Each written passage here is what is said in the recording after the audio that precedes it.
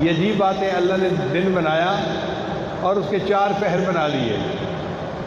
اول پہر، پھر 2 پہر، پھر 6 پہر، پھر 4 پہر۔ ایک دن کے 4 پہر ہوتے ہیں۔ عام طور پہ 4 ڈائریکشن ہوتی ہیں، مشرق، مغرب، شمال اور جنوب۔ سائنس والے چاہے اس کو 6 بناتے پھریں یا جو مرضی کرتے پھریں، مگر بات کرتے ہوئے بندہ کہتا ہے جی اس کو تو چاروں طرف سے گھیر لیا گیا، تو 4 طرف کا ہی اظہار ہوتا ہے۔ تو 4 ڈائریکشن بنائی اللہ نے، 4 سمتیں بنائیں، اور اللہ تعالیٰ نے 4 کتابیں نازل فرمائیں، زبور، تورات، انجیل اور قرآن۔ 4 کتابیں نازل، اور 4 انبیاء کو اولو العزم انبیاء کہا گیا۔ پھر جب نبی علیہ السلام دنیا میں تشریف لائے تو اللہ تعالیٰ نے 4 خلفائے راشدین عطا فرما دیے۔ نبی علیہ السلام نے فرمایا تم پر لازم علیکم بسنتی و سنت خلفاء الراشدین المہدیین، تمہارے اوپر لازم ہے تم میری سنت پر عمل کرو، اور جو میرے خلفاء راشدین کی سنت ہے اس کے اوپر بھی عمل کرو، اور تم اس کو اپنے دانتوں سے مضبوطی سے پکڑ لو گے۔ چنانچہ جب خلفائے راشدین کا وقت ختم ہوا، اس کے بعد اللہ نے اس دین کی آبیاری فقہا کے ذریعے سے کی، تو اللہ نے 4 فقہیں عطا فرمائیں، فقہ حنفی، فقہ شافعی، فقہ مالکی، فقہ حنبلی۔ فقہا تو بہت تھے، مگر جو فقہیں چلیں جن کا لوگوں نے اتباع کیا وہ 4 ہی تھیں۔ اب کوئی سوال کرے کہ یہ ایسا کیوں ہے، تو اس کی مثال سن لیجیے۔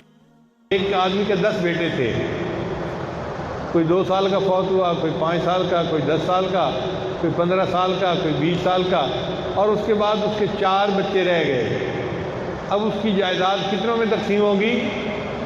4 میں تقسیم ہوگی جو رہ گئے۔ اب اگر کوئی کہے جی ایسا کیوں ہے، تو اگلا کہے گا بھئی اللہ کی مرضی۔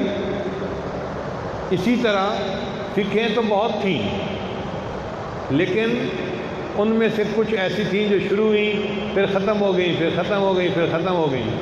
4 فقہیں ایسی تھیں جن کو اللہ کی طرف سے قبولیت مل گئی، اور پوری دنیا کے لوگوں نے ان میں سے ایک کی اتباع شروع کر دی۔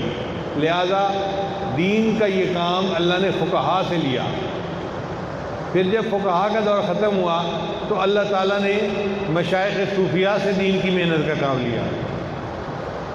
چنانچہ سلسلے تو بہت تھے، لیکن 4 سلسلے مشہور ہو گئے: چشتی، قادری، نقشبندی، سہروردی۔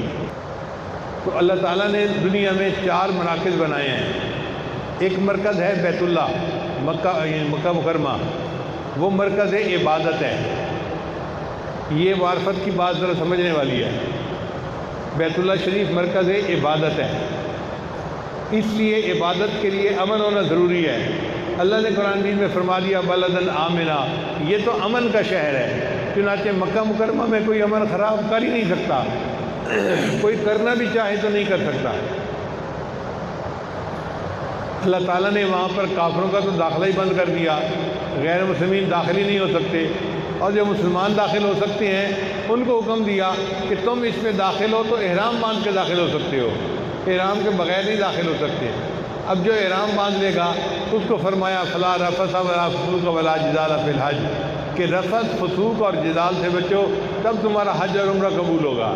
اب جب رفث ہی نہیں، مرد عورت کے مسئلے جو ہیں ان کو رفث کہتے ہیں، فسق و فجور ہی نہیں، آپس کے جھگڑے نہیں، تو پھر امن کیوں خراب ہوگا؟ لہذا امن خراب ہونے کی کوئی صورت ہی نہیں۔ الحمدللہ ہم نے دیکھا ہے وہاں پر 50 لاکھ کا مجمع ہوتا ہے حج کے اوپر، 2 بندے آپس میں جھگڑتے نظر نہیں آتے، احرام باندھے ہوتے ہیں، سب کا رجوع اللہ کی طرف ہوتا ہے، اور وہ عجیب مجمع ہوتا ہے، عجیب منظر ہوتا ہے، ضرورت ہی نہیں پڑتی کسی کو کچھ کہنے کی۔ اگر کوئی ایک دوسرے کے ساتھ گرم ہونے بھی لگے تو دوسرے سمجھاتے ہیں کہ لبیک پڑھو حاجی صاحب، اللہ کو جو ہے نا وہ متوجہ ہو جاؤ، چنانچہ وہ جھگڑے ختم ہو جاتے ہیں، پولیس کی ضرورت نہیں پڑتی۔ ایسا امن کا شہر ہے، حتیٰ کہ قرب قیامت میں دجال آئے گا جو پوری دنیا کے امن کو ختم کرے گا، لیکن وہ مکہ مکرمہ میں داخل نہیں ہو سکے گا، کیونکہ مکہ مکرمہ کے امن کو وہ ختم کر نہیں سکتا۔ حدیث پاک میں ہے کہ مکہ مکرمہ کے گرد فرشتے اللہ تعالیٰ کی طرف سے متعین ہوں گے، وہ حفاظت کریں گے، اور دجال کو جرأت ہی نہیں ہوگی مکہ مکرمہ کے اندر داخل ہونے کی یا مدینہ طیبہ کے اندر داخل ہونے کی۔ یہ دونوں شہر محفوظ ہوں گے دجال کے فتنے سے۔ تو مکہ مکرمہ مرکز عبادت ہے، مدینہ طیبہ مرکز محبت ہے۔ ہر کسی کو نبی علیہ السلام سے محبت ہے۔ نبی علیہ السلام سے محبت صرف انسانوں کو نہیں ہے، جنوں کو بھی ہے، حیوانوں کو بھی ہے، پہاڑوں کو بھی ہے، مخلوق کو بھی ہے، پتھروں کو بھی ہے، ہر کسی کو نبی علیہ السلام سے محبت ہے۔ اس لیے نبی علیہ السلام محبوب خدا بھی ہیں مگر محبوب کل جہاں بھی ہیں۔ سارے جہان کو نبی علیہ السلام سے محبت ہے۔ نبی علیہ السلام نے احد پہاڑ کی طرف دیکھا، فرمایا احد جبل یحبنا ونحبہ، احد ہم سے محبت کرتا ہے، ہم احد پہاڑ سے محبت کرتے ہیں۔ پہاڑ بھی محبت کرتے ہیں، پھر جانور بھی محبت کرتے تھے نبی علیہ السلام سے۔ حدیث مبارکہ میں آتا ہے جب نبی علیہ السلام نے پردہ فرما لیا تو آپ کی جو اونٹنی تھی اس کا نام تھا قصوہ۔ وہ قصوہ جو ہے نبی علیہ السلام کی جدائی میں اتنی مغموم تھی تو اس نے کھانا پینا چھوڑ دیا، چپ خاموش ایک ہی جگہ بیٹھی رہتی تھی، اور ایسے لگتا تھا جیسے یہ قصوہ بہت زیادہ غمزدہ ہے۔ پھر بعض صحابہ کرام نے اس کو کچھ کھلانے پلانے کی کوشش کی تو وہ وہاں سے جنت بقیع کی طرف چلی گئی اور وہاں درختوں کے اندر بیٹھی تھی۔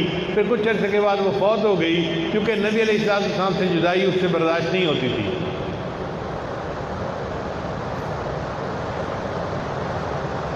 نبی علیہ السلام نے حجۃ الوداع کے موقع پہ اونٹ ذبح کرنے تھے تو آپ صلی اللہ علیہ وسلم کے لیے 100 اونٹ لائے گئے، جن میں سے 63 نبی علیہ السلام نے ذبح فرمائے اور باقی اور صحابہ نے مل کے ساتھ کیے۔ حدیث پاک میں آتا ہے کہ 9 اونٹ لائے جاتے تھے گروپ کی شکل میں۔ جب اونٹ نبی علیہ السلام کو دیکھتے تھے تو وہ اپنی گردنیں نبی علیہ السلام سے بڑھا دیتے تھے، اے اللہ کے حبیب پہلے مجھے ذبح کر دیجیے، پہلے مجھے ذبح کر دیجیے۔ جانوروں کو بھی نبی علیہ السلام سے محبت ہے، تو انسانوں کو بھی محبت ہے، جنوں کو بھی ہے، فرشتوں کو بھی ہے، اور جانوروں کو بھی ہے، پرندوں کو بھی ہے، پہاڑوں کو بھی ہے، ہر کسی کو نبی علیہ السلام سے محبت ہے۔ تو نبی علیہ السلام محبوب کل جہاں ہیں۔ تو مکہ مکرمہ مرکز عبادت ہے اور مدینہ طیبہ مرکز محبت ہے، اور بیت المقدس کو اللہ تعالیٰ نے مرکز سیاست بنایا ہے، چونکہ وہاں پہ تجلیات صفات اللہ کی ظاہر ہو رہی ہیں، اس کو اللہ نے مرکز سیاست بنایا ہے۔ چنانچہ وہاں پر سلیمان علیہ السلام ایک پیغمبر علیہ السلام گزرے جو انسانوں کے بھی بادشاہ تھے اور جنوں کے بھی بادشاہ تھے، پوری دنیا کے انسانوں کے وہ بادشاہ تھے۔ یہ کسی اور جگہ نہیں ہوا، صرف بیت المقدس میں ہوا، اور آنے والے وقت میں جب عیسیٰ علیہ السلام آئیں گے تو بھی وہ بیت المقدس میں بیٹھ کے پوری دنیا کے فیصلے کریں گے۔ پوری دنیا ون ورلڈ بن جائے گی، گلوبل ولیج بن جائے گی، اور حضرت عیسیٰ علیہ السلام پوری دنیا کے فیصلے بیت المقدس میں بیٹھ کے کریں گے۔ پھر اس کے بعد جبل طور رہ گیا۔ جبل طور اس وقت تو مصر میں ہے، مگر نبی علیہ السلام کے زمانے میں ان کو بلاد شام کہا جاتا تھا۔ کئی ملک جو ہیں وہ مل کے بلاد شام بنتے تھے۔ تو اللہ تعالیٰ نے طور کو مرکز طاقت بنا دیا۔ چنانچہ حضرت علی رضی اللہ تعالیٰ عنہ نے اپنے خلافت میں مکہ مدینہ طیبہ کو اپنا مرکز نہیں بنایا، بغداد کو بنایا، کیونکہ عراق تھا، بلاد شام قریب تھے، تو مرکز طاقت شام کو بنا دیا۔ اس لیے جب دجال آئے گا اور اس کے مقابلے میں عیسیٰ علیہ السلام آئیں گے تو یہ سب سے بڑے پہلوان ہوں گے جن کا آخری راؤنڈ ہوگا۔ ان کو اللہ تعالیٰ نے دنیا کے کسی اور حصے میں نہیں بلایا، شام میں بلایا۔ چنانچہ عیسیٰ علیہ السلام بھی آئیں گے اور دجال بھی آئے گا، اور وہاں پہ یہ ایک خیر اور شر کا، حق اور باطل کا آخری مقابلہ ہوگا۔ پھر عیسیٰ علیہ السلام دجال کو قتل کریں گے باب لد کے اوپر۔ پھر اس کے بعد عیسیٰ علیہ السلام بیت المقدس میں بیٹھ کے 40 سال حکمرانی فرمائیں گے۔ پوری دنیا میں کوئی اللہ کا نافرمان نہیں ہوگا، جو نافرمان ہوں گے سب مر جائیں گے یا مار دیے جائیں گے، صرف ایمان والے باقی بچیں گے۔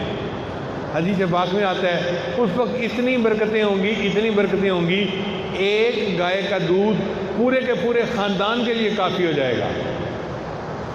زمین اپنی کھیتی زیادہ دے دے گی، درخت اپنا پھل زیادہ دے دیں گے، برکتیں ہی برکتیں ہوں گی، اس لیے کہ اللہ کی نافرمانی ختم ہو جائے گی اور سارے اللہ کے فرما بردار بندے ہوں گے، تو اللہ تعالیٰ کی طرف سے آسمان سے رحمتیں برسیں گی۔